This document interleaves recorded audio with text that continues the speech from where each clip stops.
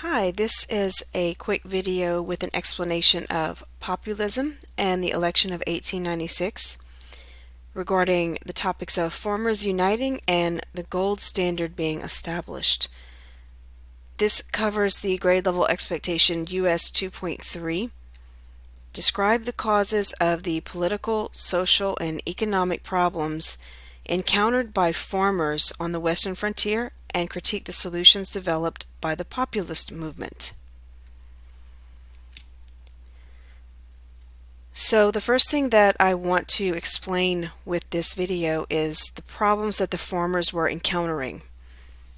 So one of the main problems was that farmers were lacking funds to buy new equipment to keep up with technology. Small farmers were charged higher rates for shipping and storage of their grains than the larger businesses were. So this was kind of unfair to them. And competition from global markets drove down the value of their crops. So they have three pretty big problems right here, and they were all dealing with money. They lacked funds to buy new equipment. They were charged higher rates for shipping, and when we say shipping, at that time, we're predominantly talking about using the railroad system. And competition from global markets drove down the value of their crops. So they were losing money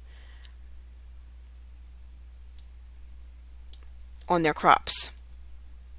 So this crop lien system, you can kind of follow the arrows and see that it's actually a cycle.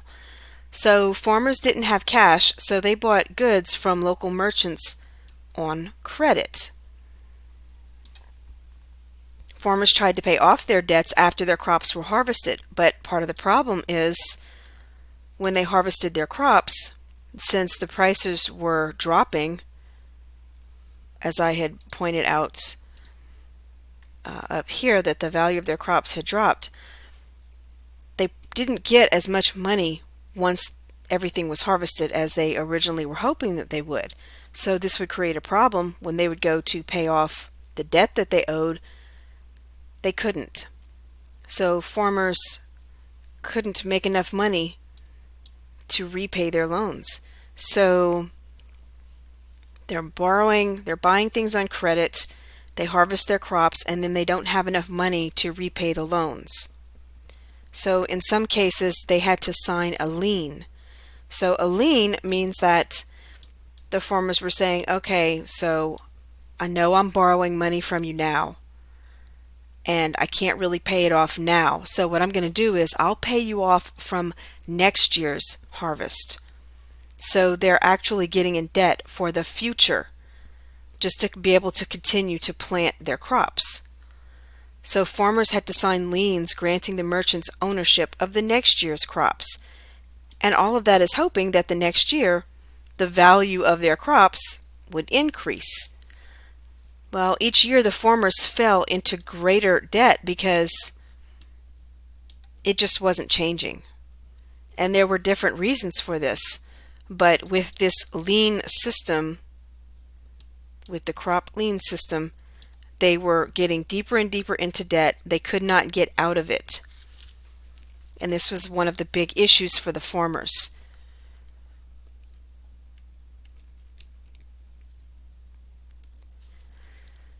The farmers got together and they formed a party called the Populist Party.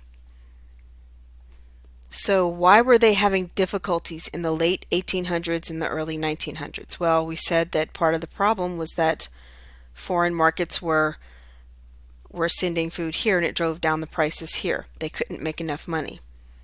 In 1867, a farmer named Oliver Kelly started an organization. And this organization was known as the Grange. Kind of sounds like a place, but it's not. The Grange was an organization. And the purpose of the Grange was to provide support and fellowship to farmers. They supported political candidates who were helping the farmers, basically. And this became known as populists.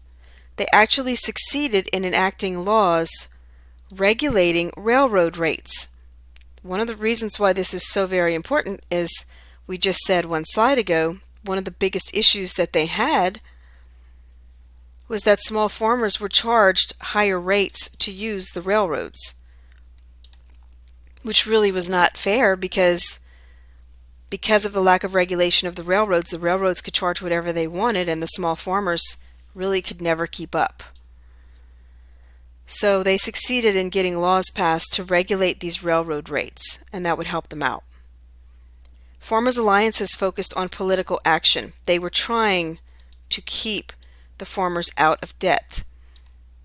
They called for a government that would help these small farmers out, even if they had to interfere with the market economy. So we were talking about this in class. We've been discussing this, how regulating kind of goes against that laissez-faire type of economy that was popular at the time. Regulating meaning government interference, government involvement, government monitoring. Alliance members established what was known as the Populist Party or the People's Party. Populist Party supported a national graduated income tax, meaning if you think of what it means when you graduate, it gets higher according to higher incomes. So the higher your income taxes. The Populist Party believed in that. They also favored direct election of U.S. senators instead of being chosen by the state legislators, which it was at that time. So at that time, Americans did not directly elect their U.S. senators. The state legislators did that. So that would be changed also. So this People's Party was formed basically to help the farmers.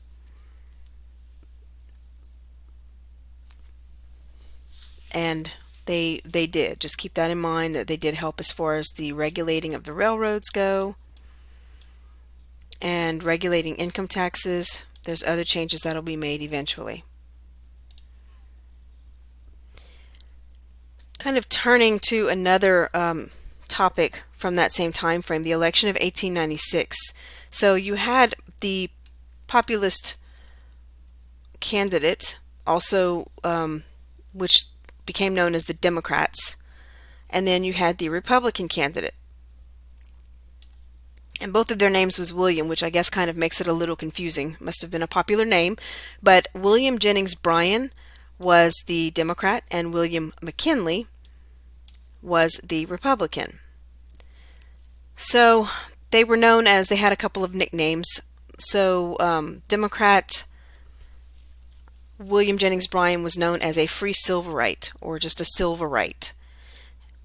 William McKinley was known as a gold bug. So this has to do with their positions about gold and silver.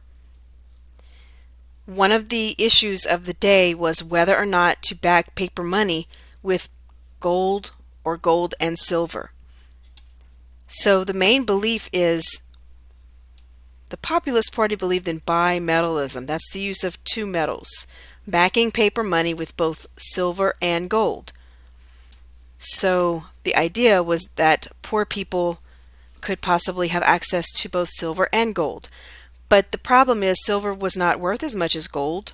So if you would exchange paper currency for both silver and gold, the paper currency would not be worth as much. Whereas if you would only back up your currency, the value of paper money, with gold only, it would be worth more. But that wouldn't necessarily help the poor people as much because they would not have a lot of gold. William Bryan gave this speech. It was called the Cross of Gold speech, in which he urged using silver because he said it was unfair to the poor people. But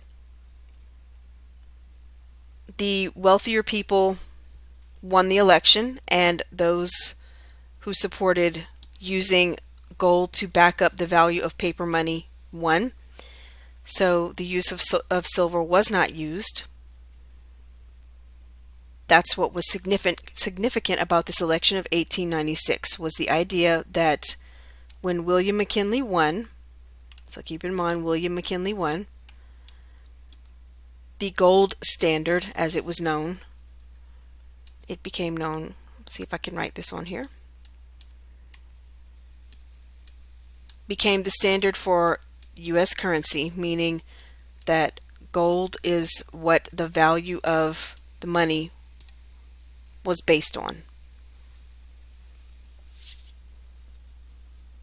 So, wrapping this up, this is basically just an overview of what the farmers were dealing with and how the election of 1896 was important at this time.